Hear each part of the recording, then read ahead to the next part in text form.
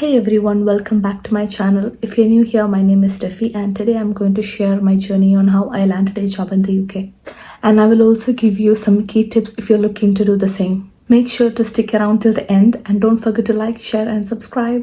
So this video രണ്ട് parts ആയിട്ട് convert ചെയ്തിരിക്കുകയാണ്. Part 1 with my story and part 2 is tips for you. So I'll mention the chapter numbers here so you can skip to the part you want. So a little about me. ഞാൻ നാട്ടിൽ electronics and communication engineering ആണ് bachelors ചെയ്തത്. Masters engineering management ചെയ്തു. അത് ചെയ്യാനായിട്ടാണ് യു കെയിൽ വന്നത്. I always wanted to work in U K because of work culture, better opportunities, personal growth, അങ്ങനെ കുറേ റീസൺസ് ഉണ്ടായിരുന്നു. But let me tell you, journey wasn't easy. There was this one moment really stuck with me. I was sitting in Taco Bell completely overwhelmed because past few മന്ത്സിൽ ഞാൻ ഒരുപാട് ജോലികൾ apply ചെയ്തിട്ടുണ്ട്. പക്ഷേ ഒരു സിംഗിൾ ഇതൊന്നു പോലും റിജക്ഷൻ അല്ലാതെ ഒരു മെയിൽ എനിക്ക് വന്നിട്ടില്ല. Honestly speaking, I felt defeated. I remember crying. I was wondering whether I will ever end up in an opportunity because I was working so hard for it. But even in that moment, I refused to give up. I knew things would turn around, and sure enough, just 1 week later, I got job interviews from 2 different companies and it was a turning point. So I'm going to discuss what and all tips I have used in my journey. First, research phase. The first thing I did was that to figure out the job title that matches my experience and education. This step is so important കാരണം ഞാൻ ജോലിക്ക് apply ചെയ്തത് ഒരു 5 months ഗ്യാപ്പാണ്. ആ 5 monthസിൽ ഒരു 3 months ഞാൻ കളഞ്ഞത് ഈ സ്റ്റെപ്പ് മിസ് ചെയ്തത് കൊണ്ടാണ്. ഞാൻ ജോലി കിട്ടണം എന്നുള്ള ആഗ്രഹത്തിൽ കുറേ ജോലികൾ ഞാൻ അപ്ലൈ ചെയ്യും. പക്ഷെ അപ്ലൈ ചെയ്തിട്ട് എനിക്ക് റിജക്ഷൻ മെയിൽ പോലും വരുന്നില്ല. അപ്പോൾ എനിക്കത് ഭയങ്കര സ്ട്രെസ് ഉണ്ടാക്കുക എന്നല്ലാതെ എനിക്ക് ഒരു റിജക്ഷൻ മെയിൽ വന്ന് അറ്റ്ലീസ്റ്റ് അവർ അപ്ലിക്കേഷൻ കണ്ടുവെന്നെങ്കിലും ചിന്തിക്കാം. അതുപോലും എനിക്ക് വരുന്നില്ല. അതെന്നെ ഭയങ്കര സ്ട്രെസ്സാക്കി.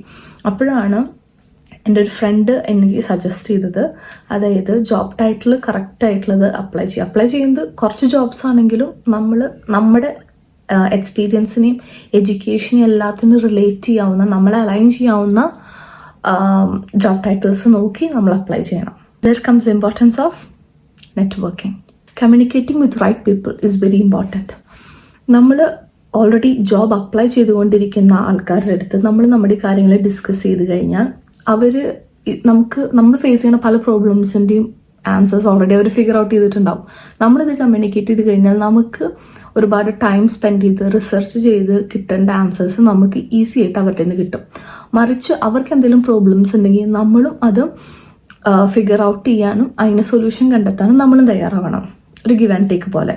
മോറോവർ അങ്ങനെ ചെയ്തു കഴിഞ്ഞാൽ 2 ആൾക്കാർക്കും ഭയങ്കര മോട്ടിവേറ്റിംഗ് ആയിരിക്കും. ആദ്യം ആർക്ക് ജോലി കിട്ടും, അല്ലെങ്കിൽ ആദ്യം ആർക്ക് ഒരു ഇന്റർവ്യൂ കോൾ വരും എന്നൊക്കെ ഉള്ളത് ഭയങ്കര നമ്മളെയും അപ്ലൈ ചെയ്തുകൊണ്ടിരിക്കാൻ ആ ട്രാക്കിൽ പോവാൻ നമ്മളെ ഹെൽപ്പ് ചെയ്യും. Building my profile. So next step was structuring my CV. So I find out that UK employers prefer result-driven CVs. So CV ഞാൻ കുറേ വട്ടം എഡിറ്റ് ചെയ്തിട്ടുണ്ട്.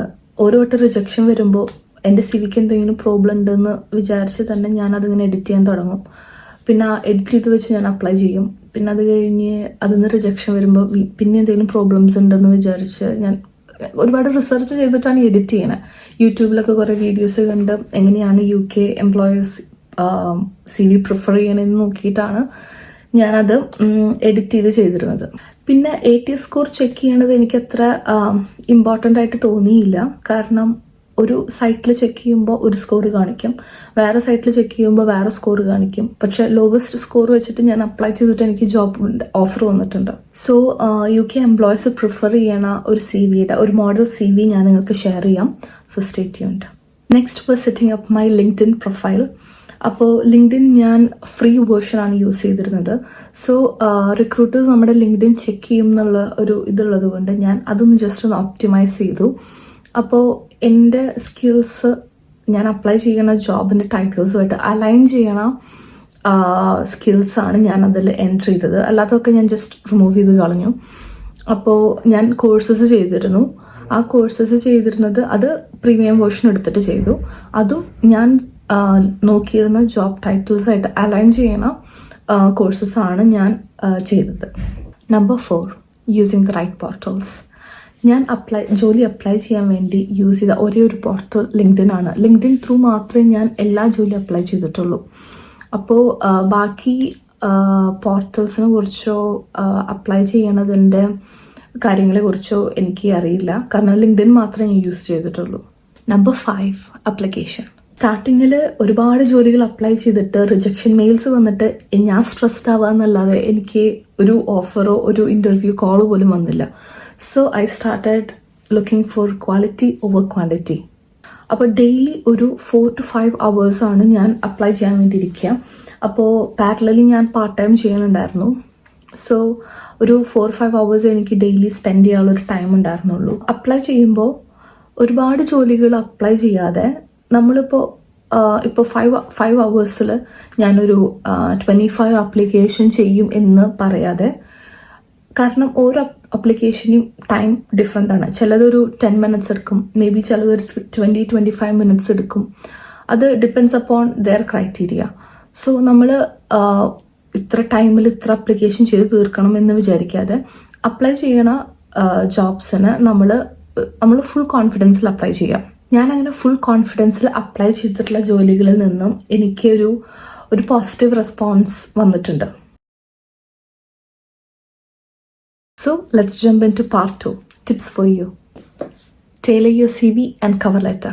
So here is a model for my CV and ഞാനത് description ബോക്സിൽ കൊടുക്കാം. So അത് free version ആണ്, നിങ്ങൾക്ക് ജസ്റ്റ് ലിങ്ക് ക്ലിക്ക് ചെയ്താൽ അത് ഓപ്പൺ ചെയ്യാം. എന്നിട്ട് you can edit up to your needs. അപ്പോൾ ജനറലി 1 page 2 page CVs ആണ് എംപ്ലോയീസ് പ്രിഫർ ചെയ്യണത്, and that to very specific. നമ്മുടെ ഇന്ത്യൻ CV ആയിട്ട് കമ്പയർ ചെയ്ത് നോക്കുമ്പോൾ ഒരു മേജർ ഡിഫറൻസ് എനിക്ക് ഫീൽ ചെയ്തത് എന്താണെന്ന് വെച്ച് കഴിഞ്ഞാൽ, നമ്മുടെ നാട്ടിൽ അപ്ലൈ ചെയ്യുമ്പോൾ നമ്മൾ ജസ്റ്റ് ഇങ്ങനെ വേഗ് ആയിട്ടുള്ള കുറേ ഇൻഫോർമേഷൻസ് കൊടുക്കും. പക്ഷെ ഇവിടെ അപ്ലൈ ചെയ്യുമ്പോൾ നമ്മൾ സ്പെസിഫിക് ആയിരിക്കണം. നമ്മളിപ്പോൾ ഒരു ജോലി ചെയ്തു, എത്ര ശതമാനം നമ്മൾ അതിൽ ഇമ്പ്രൂവ്മെൻറ്റ് വരുത്തി, ഇപ്പോൾ ഡൗൺ ടൈം നമുക്ക് എത്ര ശതമാനം കുറയ്ക്കാൻ പറ്റി, എന്നിട്ട് എത്ര ശതമാനം നമുക്കതിൽ ഇമ്പ്രൂവ്മെൻറ്റ് വരുത്തി നമ്മുടെ സൈഡിൽ നിന്ന്. അങ്ങനെ സ്റ്റാറ്റിസ്റ്റിക്കലായിട്ടുള്ള ഇൻഫോർമേഷൻസ് നമുക്ക് പ്രൊവൈഡ് ചെയ്യാൻ പറ്റണം. We have to highlight the skills, experience and education align with that job. ആ ജോലിയായിട്ടും അതിൻ്റെ ഡിസ്ക്രിപ്ഷനും ജോബ് ടൈറ്റിലും സ്പെസിഫൈ ചെയ്യാത്ത ഒരു വക സ്കിൽസോ എഡ്യൂക്കേഷനോ കോഴ്സുകളോ നമ്മൾ CVയിൽ മെൻഷൻ ചെയ്യേണ്ട ആവശ്യമില്ല. അത് വെക്കും തോറും നമ്മളുടെ അപ്ലിക്കേഷൻ്റെ ക്വാളിറ്റിയാണ് കുറയണേ.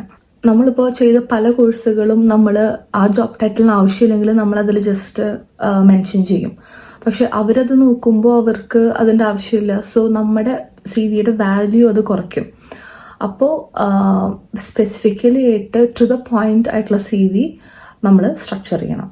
പിന്നെ സ്ട്രക്ചറിങ് എ കവർ ലെറ്റർ ഓരോ ജോബ് ആപ്ലിക്കേഷൻ നമ്മൾ കസ്റ്റമൈസ് ചെയ്യണം. അവരുടെ മിഷൻ, വാല്യൂസ്, ജോബ് ഡിസ്ക്രിപ്ഷൻ, അതിലൊക്കെ നമ്മളെ എങ്ങനെ അലൈൻ ചെയ്യണോ എന്നുള്ള രീതിയിൽ നമ്മളൊരു കവർ ലെറ്റർ ഫോർമാറ്റ് ചെയ്യണം. അതിന് ChatGPT യൂസ് ചെയ്യാം. Number 2, focus on quality over quantity in applications. നമ്മളൊരു ഹൺഡ്രഡ്സ് ഓഫ് ജോബ്സ് അപ്ലൈ ചെയ്യാതെ നമ്മൾ ഓരോ ജോബ് ഡിസ്ക്രിപ്ഷനും ക്ലോസ് ആയിരുന്നിട്ട് റീഡ് ചെയ്യണം. അതായത് നമുക്ക് അത് നമ്മുടെ സ്കിൽസ്, ഇൻട്രസ്റ്റ്, നമ്മുടെ എക്സ്പീരിയൻസ്, എഡ്യൂക്കേഷൻ ഇതിനൊക്കെ അലൈൻ ചെയ്യണം ജോബ് ഡിസ്ക്രിപ്ഷൻസ് നമ്മൾ ഫിഗർ ഔട്ട് ചെയ്യണം. എന്നിട്ട് നമ്മളതിൽ ടൈം സ്പെൻഡ് ചെയ്ത് മേ ബി ഒരു ½ hour എടുത്തിട്ടാണെങ്കിലും അവർ കവർ ലെറ്റർ, പിന്നെ CV, അങ്ങനെ അവർ ചോദിക്കുന്ന എല്ലാ കാര്യങ്ങളെയും നമ്മൾ ആൻസർ ചെയ്തിട്ട് വേണം അപ്ലൈ ചെയ്യാൻ. ആദ്യമൊക്കെ ഞാൻ കുറേ ജോബ്സ് ഞാൻ ഇപ്പോൾ ഒരുപാട് ടൈം എടുത്ത് ചെയ്യണ കാര്യങ്ങളാകുമ്പോൾ മേ ബി പല ഫീൽഡ്സും ഞാനിങ്ങനെ മാൻഡേറ്ററി ആയിട്ട് അവർ പറയില്ല, പക്ഷെ അത് വിചാരിച്ച് ഞാനത് ഫിൽ ഔട്ട് ചെയ്യാതെ ഞാൻ സബ്മിറ്റ് ചെയ്യും. പക്ഷെ ഒരു ജോബ് അപ്ലൈ ചെയ്യുമ്പോൾ അവർ പറയണ ഫീൽഡ്സ് അത് മാൻഡേറ്ററി അല്ലെങ്കിൽ പോലും നമ്മളത് കംപ്ലീറ്റ് ഫിൽ ചെയ്യണം. ഇപ്പോൾ കവർ ലെറ്റർ പലതിലും മാൻഡേറ്ററി അല്ല, പക്ഷെ നമ്മളത് കവർ ലെറ്റർ ചോദിച്ചിട്ടുണ്ടെങ്കിൽ നമ്മളത് വെക്കണം. അപ്പോഴാണ് നമ്മൾ കുറേ ജനറിക് അപ്ലിക്കേഷൻസിൽ നിന്ന് വിട്ട് നമ്മൾ ഔട്ട്സ്റ്റാൻഡ് ചെയ്യുള്ളൂ. Using the right portals. ഞാൻ യൂസ് ചെയ്തത് ലിങ്ക്ഡിൻ മാത്രമാണ്. ഞാൻ നേരത്തെ പറഞ്ഞല്ലോ, ലിങ്ക്ഡിൻ മാത്രമേ ഞാൻ യൂസ് ചെയ്തിട്ടുള്ളൂ. അതുകൊണ്ട് ബാക്കി ഇപ്പോൾ റീഡ്, പിന്നെ ഇൻഡീഡ്, ജോബ് സ്കാം, അങ്ങനെ കുറേ പോർട്ടൽസ് ഉണ്ട്. പക്ഷെ അതിനെക്കുറിച്ച് പറയാൻ എനിക്കറിയില്ല. അപ്പോൾ ലിങ്ക്ഡിൻ്റെ ഫ്രീ വേർഷനാണ് ഞാൻ യൂസ് ചെയ്തത്. അപ്പോൾ പ്രീമിയം വേർഷൻ എടുക്കുകയാണെങ്കിൽ നമുക്ക് എത്ര പേര് അപ്ലൈ ചെയ്തു, അതിൻ്റെ സ്റ്റേറ്റസും കാര്യങ്ങളും ഒക്കെ നമുക്ക് കുറച്ചും കൂടെ ആക്യുറേറ്റ് ആയിട്ട് അറിയാം. ഫ്രീ വേർഷനാണെങ്കിൽ അത് പറ്റില്ല. ബട്ട് ഫ്രീ വേർഷനിലാണ് ഞാൻ അപ്ലൈ ചെയ്തത്. എനിക്കത് കംഫർട്ടബിൾ ആയിരുന്നു. നെറ്റ്വർക്കിംഗ് പാർട്ട് 1 നമ്മൾ ഫ്രണ്ട്സായിട്ടും എങ്ങനെ നെറ്റ്വർക്കിംഗ് ചെയ്യണമെന്ന് ഞാൻ പറഞ്ഞു. അതുപോലെ തന്നെ നമ്മൾ റിക്രൂട്ടേഴ്സായിട്ടും നെറ്റ്വർക്ക് ചെയ്യണം. അതായത് നമ്മളൊരു ജോലി അപ്ലൈ ചെയ്ത് കഴിഞ്ഞാൽ നമ്മൾ ലിങ്ക്ഡിനിലൊരു ഫീച്ചറാണ് നമുക്ക് റിക്രൂട്ടർ ആരാന്ന് കാണാം. സോ അപ്ലൈ ചെയ്ത് കഴിഞ്ഞാൽ റിക്രൂട്ടർക്ക് ജസ്റ്റ് പേഴ്സണലി മെസ്സേജ് അയക്കുക. അതായത് ഇങ്ങനെ അപ്ലൈ ചെയ്തിട്ടുണ്ട്, ഇന്ന റോളിനെ ആണ് അപ്ലൈ ചെയ്തിരിക്കണേ. അത് 100% ഒരു സക്സസ്ഫുൾ ടിപ്പാന്ന് ഞാൻ പറയില്ല. കാരണം ഞാനത് ചെയ്തിരുന്നു. ചിലതിൽ അത് പോസിറ്റീവ് ഇമ്പാക്റ്റ് ഉണ്ടാക്കിയിട്ടുണ്ട്, ചിലതിൽ റിക്രൂട്ടേഴ്സ് ആ മെസ്സേജ് കണ്ടിട്ട് പോലുമില്ല. സോ അങ്ങനത്തെ 2 ചാൻസസും ഉണ്ട്. ബട്ട് നമ്മളെല്ലാ വഴിയും ജസ്റ്റ് ട്രൈ ചെയ്യാം. Tip number 5, stay organised. Keep A track on the jobs you have applied for. ഒരു വേർഡ് ഡോക്യുമെന്റിൽ നമ്മൾ അപ്ലൈ ചെയ്ത ജോബ്സ് ഡേറ്റ് ഒക്കെ മെൻഷൻ ചെയ്ത് ഏത് ജോലി ഏത് സ്ഥലത്ത് അപ്ലൈ ചെയ്തു അതിൻ്റെ ജസ്റ്റ് പ്രോഗ്രസ് നമ്മളൊന്ന് മെൻഷൻ ചെയ്യാം. അങ്ങനെ ഒരു ട്രാക്ക് കീപ്പ് ചെയ്യാൻ പറ്റിക്കഴിഞ്ഞാൽ നമ്മളെ തന്നെ അത് ഇമ്പ്രൂവ് ചെയ്യാൻ, അപ്ലിക്കേഷനിൽ നമ്മൾ ഇമ്പ്രൂവ് ചെയ്യാനായിട്ട് നമുക്കത് ഒരുപാട് ഹെൽപ്ഫുൾ ആവും. Tip number 6, be persistent and stay positive. Rejection is a part of the process and don't get discouraged. Rejections വരുമ്പോൾ try to figure out what went wrong. എന്നിട്ട് അതിൽ നിന്ന് നമ്മൾ ലേൺ ചെയ്തിട്ട് നെക്സ്റ്റ് അപ്ലൈ ചെയ്യുമ്പോൾ നമ്മളത് അതിൽ ഇംപ്ലിമെൻറ്റ് ചെയ്യാൻ ശ്രമിക്കുക. ഞാനപ്പോൾ എൻ്റെ സ്റ്റോറി പറഞ്ഞല്ലോ, ടാക്കോ ബെല്ലിൽ ഇരുന്ന് കരഞ്ഞത്. അപ്പോൾ ആ കരയണ മൊമെൻറ്റിൽ എൻ്റെ മനസ്സിൽ തോന്നിയ കാര്യം, ജോലിയൊന്നും ഇവിടെ കിട്ടില്ല, ആൾക്കാർ വെറുതെ മോട്ടിവേറ്റ് ചെയ്യുകയാണ്, അങ്ങനെയൊക്കെയാണ് എൻ്റെ മനസ്സിൽ പോയത്. ബട്ട് നെക്സ്റ്റ് വീക്ക് എനിക്ക് 2 ജോബ് ഓഫറാണ് വന്നത്. ഇപ്പോൾ ഒരു ദിവസം അവിടെ ഇരുന്ന് കരഞ്ഞ ആൾ നെക്സ്റ്റ് വീക്ക് ഇൻ്റർവ്യൂവിന് പ്രിപ്പയർ ചെയ്തുകൊണ്ടിരിക്കുകയാണ്. So rejection and everything is part of the game. So if you want more about interview tips, just comment down below. So I hope everyone enjoyed the video and find it helpful. So if you have any questions, just drop the comments in the below and I'm happy to help. Catch you in the next video. Take care. Bye.